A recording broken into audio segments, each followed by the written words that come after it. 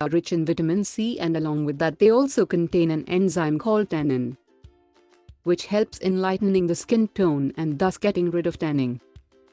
Tomatoes also clear acne, deep cleanse pores, and fight premature aging. It contains lycopene, a powerful antioxidant that offers many benefits for skin, including protecting skin from UV rays, delaying skin aging, and protection from skin cancer. How to use tomato for skin whitening. This tomato face pack is especially for those who want to lighten the skin complexion in a natural way. To make this skin whitening face pack, you will need half tomato, 1 tablespoon sandalwood powder, half a tablespoon lemon juice. How to use. Blend half tomato to a smooth paste.